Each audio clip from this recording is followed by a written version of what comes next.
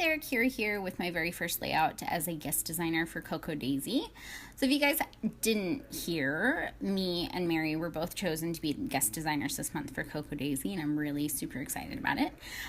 They asked us to be guest designers a long time ago, like months and months and months ago. It was before we had made any of our current design teams. It was before we had even 1,000 subscribers on YouTube. It was before we were big. Not that we're big now, but it was a long time ago. They had seen our Q&A video and they had asked us to be guest designers after that, and I just think it's really exciting that we both get to do it and get to do it together. So yeah, we got the October kits, and if you haven't seen my unboxing video for this, I'll link that below. You'll get to see all the stuff that we get to play with this month. So I am scrapping some photos of last fall because here in San Antonio, it's not really fall yet. Like, it's still summer. It's still 95 degrees and sunny, and it's just, it's not fall. So I'm going back in time and scrapping all of my pictures from last year that I have not scrapped yet. And these are all from our pumpkin patch and apple picking adventures. And I've got these pictures of my son Jonathan, and he's like riding this little rocking horse at the pumpkin patch. And I decided to use the papers in this kit and make these little DIY embellishments. So what I started with was I used the ink pad that was included in the Day in the Life kit, and it's basically like the perfect leaf shape and size for what I wanted to do. So I just traced around that to create that little leaf shape, and then I just hand cut them all out, and I cut out some oranges and greens and blues and some pinks from the papers. And I layered them up one on top of the other. And I do this in a layout that'll be on the Cup Shop blog pretty soon, later this month, I guess. I do the same technique, but with butterflies. And so that's kind of where I got the idea for the leaves, was from myself. And I just layered them on top of each other, just two on top of each other, and then stitched it down the middle of them and left a lot of the thread still on them, just so it gives it another bit of textural element to them. And then I just kind of folded them up and made them a little bit more, realistic looking. And that's going to be kind of my main embellishment on this page. So I'm using this wood grain paper as my background, and then some of this One Canoe 2 plaid paper on top of that. And I've got these 4 pictures that I'm going to center here.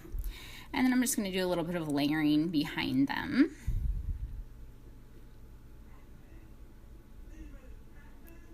And when you have a kit, I always find the first layout to be kind of the toughest because you have the most stuff to use.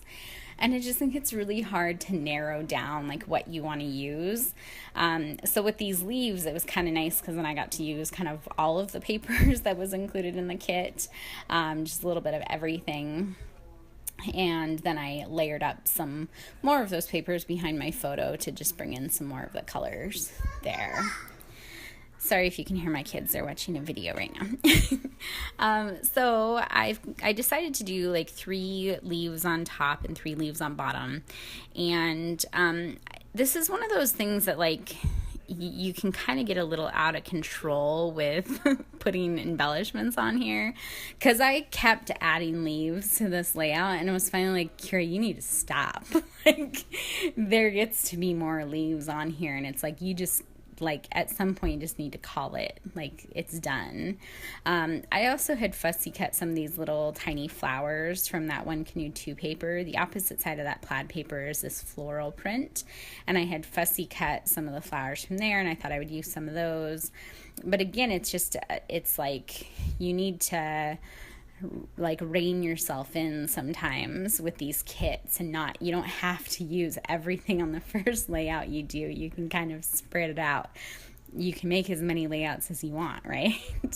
So I'm pulling in some of the chipboard from the main kit. And I'm going to put a little chipboard piece over on the right hand side here. I'm also going to pull in some chipboard hearts, which were included on the alpha set for this month. And that'll bring in some more of that wood grain. So here I'm just looking at the alphas and I'm trying to decide on my title as well. So I decided that my title is just going to be Giddy Up because he's on a fake horse, a rocking horse. Is that what they're called, rocking horses? I think so. So Giddy Up, and then I'll have an exclamation point. These chipboard, they're actually really, really sticky. They're not like thicker quality stickers. You know, I always have issues with thickers. But I did peel off the sticker backing of them because I don't like to commit so quickly. So I will glue them on later, because if I would have just laid them on the paper, it probably would have ripped the paper as I pulled it up. So I made sure to take all the sticker backing off of these before I stuck them down.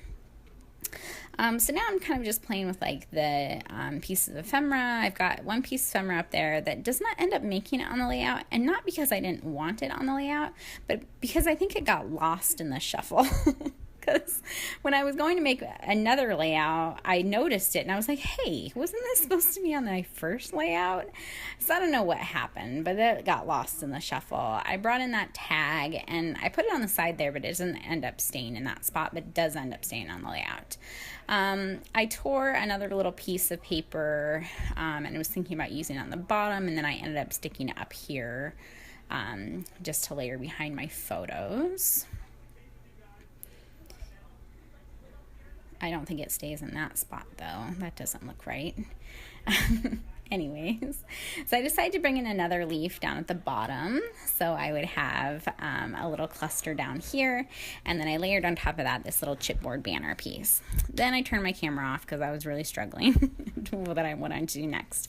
And I decided to do a few things off camera. So I tore that plaid paper and kind of stapled down a little bit of it and did some of this green behind it.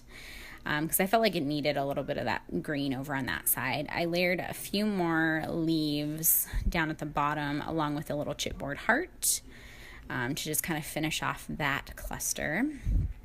I moved the tag so it's down on the bottom of that second picture over.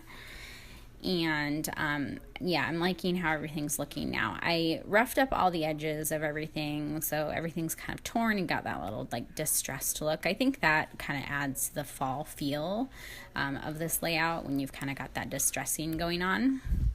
And yeah, I'm just going to adhere everything down. I added another leaf over there. And then with all of the thread, I ended up kind of like bunching it up all on the bottom of the leaves.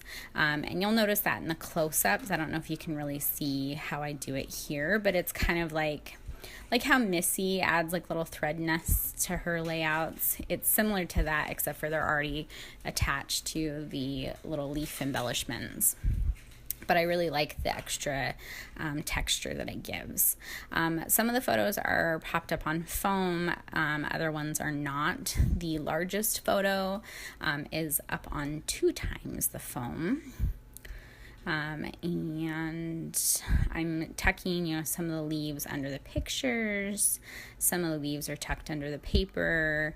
I just wanted to kind of make it look like they were like a little natural, I guess, if that's the right word I'm looking for. And I wanted to make sure that I had all of the elements kind of in all the clusters I've got. So I've got chipboard, the leaves, and the thread.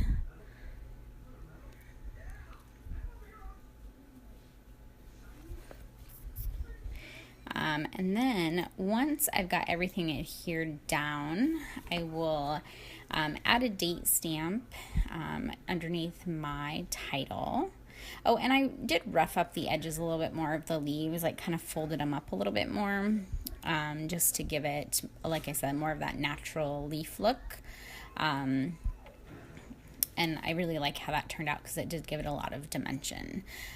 And then once, like I said, once I've got everything in here down, I will go ahead and add my date stamp. And then I felt like it still was missing a little something extra, so I went ahead and added some black splatters, and I just mixed up some acrylic black paint with some water to kind of water it down a little bit, and then do some splatters kind of in a diagonal pattern across the page.